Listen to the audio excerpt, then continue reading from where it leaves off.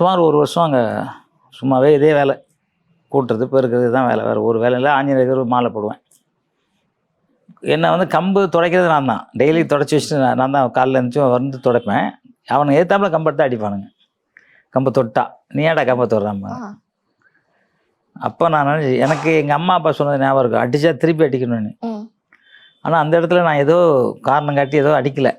முறைச்சேன்னா முறைக்கிறான் நானுங்க. அப்புறம் அதில் நல்லவங்களாம் இருப்பாங்கள்ல, டேய் விட்றா கம்பு துடைக்கிறது அவன் தான்டா, என்ன பெருசாக சொல்கிறான், அப்படியே இதாகி. ஆனால் நான் ஆஞ்சநேயர்கிட்ட போய் அழுதேன். அடுத்த நாள் காலையில் 5 மணிக்கு கம்பை தொட்டு தான் அடிக்கிறானுங்க, துடைக்கிறது நான் தான். ஏன் எனக்கு சண்டை கற்றே தர மாட்டாங்களா அவங்க?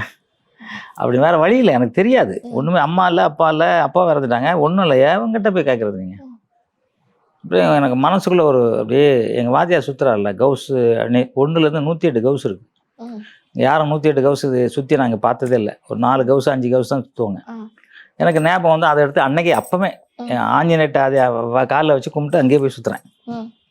வர ஆரம்பிச்சிச்சு, சுற்றுறேன். இப்போ அப்படியே லைட்டாக டெய்லி 5 மணிக்கு வந்தால் 4 மணிக்கு வர ஆரம்பிக்கிறேன். என் 10 டைமு ஃபுல்லாக சுற்றுறேன். தண்டால் அடிக்கிறேன், கையெல்லாம் பலமாக இருக்குன்னு தண்டால் அடிக்கிறேன். ஏன்னா இவனுங்களாம் தெரியப்போனா ஃபுல் கை சட்டை போடுறேன். ஆம்ஸ்லாம் பார்த்துக்கூடாது, இவனை பார்த்தா எங்கடா ப்ராக்டிஸ் பண்ணுறேன்னு சொல்லுவாங்கன்னு சொல்லி போட்டு கம்பு சுற்றிட்டு இருக்கேன். இப்போ 4 மணிக்கு வந்தவன் 3 மணிக்கு வர ஆரம்பிக்கிறேன். 3 மணிக்கு வந்தவன் 10 2 மணிக்கு வரேன். 2 மணிக்கு வந்து இப்போ என்னென்னா, இப்போ எனக்கு ஒரு 15 16 வயசு 17 வயசு ஆகிடுச்சு. கட்டு மஸ்தாக ஆகிட்டேன். என்ன தொடவே முடியாத அளவுக்கு நான் சிலம்பம் சுற்ற ஆரம்பிச்சிட்டேன்.